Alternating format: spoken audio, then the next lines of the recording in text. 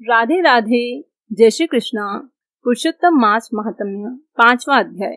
नारद जी बोले, हे महाभाग, हे तपोनिधे, इस प्रकार अधिमास में के वचनों को सुनकर हरि ने चरणों के आगे पड़े हुए अधिक मास से क्या कहा।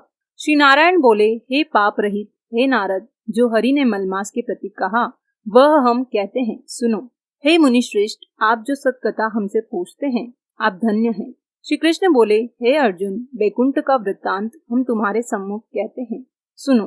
मलमास के मूर्छित हो जाने पर हरि के नेत्र से संकेत पाए हुए गरुड़ मूर्छित मलमास को पंख से हवा करने लगे। हवा लगने पर अधिक मास उठकर फिर बोला, हे विभो, यह मुझको नहीं रुचता है। अधिक मास बोला, हे जगत को उत्पन्न करने वाले, हे विष्णु, हे जगतपति, मेरी रक्षा करो हे नाथ, मुझ शरण आएगी, आज कैसे उपेक्षा कर रहे हैं। इस प्रकार कहकर कांपते हुए घड़ी घड़ी विलाप करते हुए अधिक मास से बैकुंठ में रहने वाले ऋषिकेश हरि बोले। श्री विष्णु बोले, उठो उठो, तुम्हारा कल्याण हो। हे वत्स, विषाद मत करो। हे निरेश्वर, तुम्हारा दुख मुझको दूर होता नहीं ज्ञात होता है। ऐसा कहकर प्रभु मन में सोचकर क्षण भर में उपाय निश्चय करके पुनः अधिक मास से मधुसूदन बोले। श्री विष्णु बोले, हे वत्स, योगियों को भी जो दुर्लभ गोलोक है वहां मेरे साथ चलो, जहां भगवान श्री कृष्ण पुरुषोत्तम ईश्वर रहते हैं।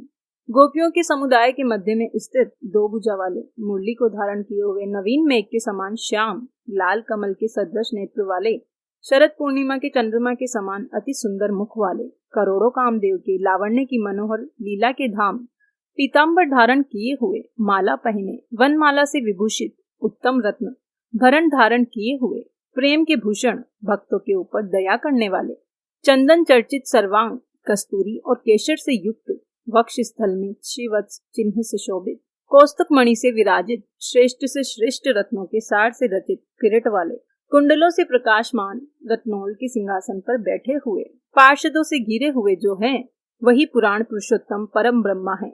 स्वतंत्र हैं, ब्रह्मांड के बीज, सबके आधार, परे से भी जो परे, निष्प्रह, निर्विकार, परिपूर्णतम, प्रभु माया से परे, सर्वशक्ति संपन्न, गुण रहित, नित्य शरीरी, ऐसे प्रभु जिस गोलोक में रहते हैं वहां हम दोनों चलते हैं। वहां श्री कृष्ण चंद्र तुम्हारा दुख दूर करेंगे। श्री नारायण बोले, ऐसा कहकर अधिक मास का हाथ पकड़कर हरि गोलोक को गए।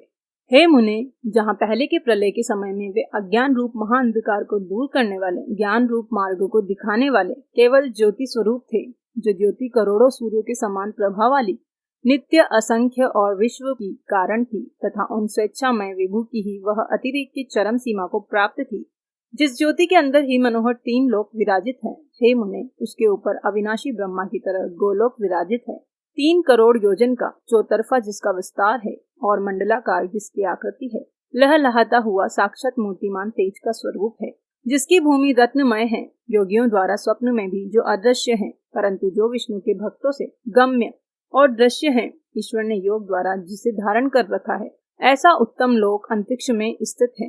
आदि व्याधि, बुढ़ापा, मृत्यु, शोक, भय आदि से रहित है, श्रेष्ठ रत्नों से भूषित, असंख्य मकानों से शोभित है। उस गोलोक के नीचे 50 करोड़ योजन के विस्तार के भीतर दाहिने बैकुंठ और बाएं उसी के समान मनोहर शिवलोक स्थित है। 1 करोड़ योजन विस्तार के मंडल का बैकुंठ शोभित है, वहाँ सुंदर पीताम्बरधारी वैष्णव रहते हैं। उस बैकुंठ के रहने वाले शंख, चक्र, गदा, पद्म धारण किए हुए लक्ष्मी के सहित चतुर्भुज हैं। उस बैकुंठ में रहने वाली स्त्रियां बजते हुए नुपुर और करधनी धारण की है, सब लक्ष्मी के समान रूपवती हैं। गोलोक के बाएं तरफ जो शिवलोक है, उसका करोड़ योजन विस्तार है और वह प्रलय शून्य है। सृष्टि में पार्षदों से युक्त रहता है। बड़े भाग्यवान शंकर के गण जहाँ निवास करते हैं। शिवलोक में रहने वाले सब लोग सर्वांग भस्म धारण किए नाम का यज्ञोपवीत पहने रहते हैं। अर्धचंद्र जिनके मस्तक में शोभित हैं, त्रिशूल सब गंगा को धारण किए वीर हैं और सबके सब शंकर के समान जयशाली हैं।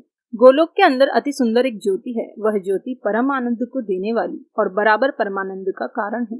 योगी लोग बराबर योग द्वारा ज्ञान चक्षु से आनंद जनक, निराकार और पर से भी पर उसी ज्योति का ध्यान करते हैं।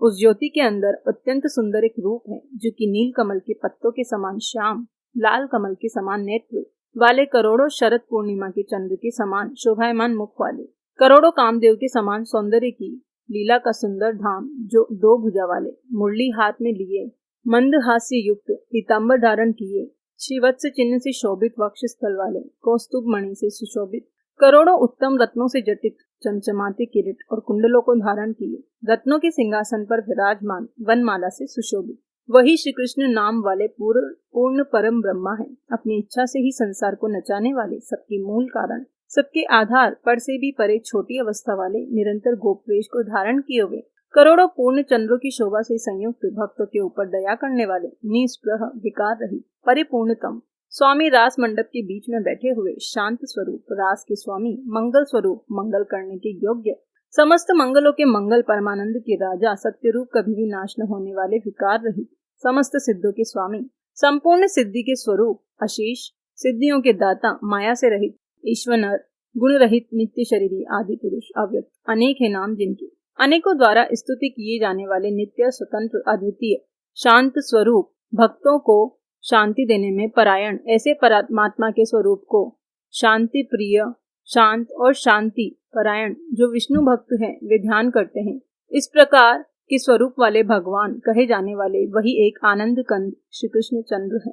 श्री नारायण बोले, ऐसा कहकर भगवान सत्य स्वरूप विष्णु अधिक मास को साथ लेकर शीघ्र ही पर ब्रह्म युक्त गोलोक में पहुंचे। श्री सूत जी बोले, ऐसा कहकर सत्क्रिया को ग्रहण किए हुए नारायण मुनि के चुप हो जाने पर आनंद सागर पुरुषोत्तम से विविध प्रकार की नई कथाओं को सुनने की इच्छा रखने वाले नारद मुनि उत्कंठा पूर्वक बोले, अगर आपको ये वीडियो पसंद आए तो प्लीज इसे लाइक, कमेंट और शेयर कीजिए। मेरे चैनल को सब्सक्राइब करना ना भूलें। धन्यवाद।